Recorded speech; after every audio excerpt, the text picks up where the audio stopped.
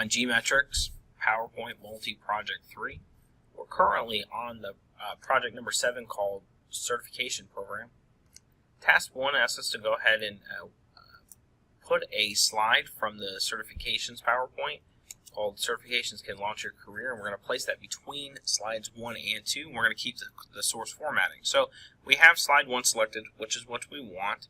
We want to go to New Slides, Slides from Outline, Reuse Slides. We want to go ahead and from here click Browse File. You want to map this folder to your GMetrix folder, and then we want certifications, not certification program, but certifications here. And we'll click the Keep Source Formatting, and we'll select that second slide, and we can close out of this. We can click Mark Completed.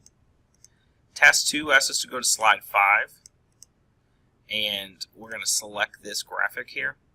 And what it wants us to do is to add a comment. So we're going to go ahead and click Review, New Comment, and what it's asked us to do is just type Update this screenshot. Notice that Update is capitalized. We can hit Enter. We can close out of this. We can click Mark Completed. Task 3 asks us to go ahead and mark this presentation as final. So what we want to do is click File, and under the Protect Presentation, we're going to click Mark as Final. We'll come up with that. We'll click OK, and we'll go ahead and click OK again. We'll click Mark Completed. And Task 4 asks us to go ahead and export this file to our GMetrix.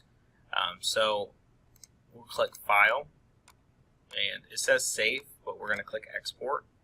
And you could do this through the Save As portion, but from here, this is selected. We want to create PDF XPS document, and by default, it probably went to PDF. You want to change this over to XPF.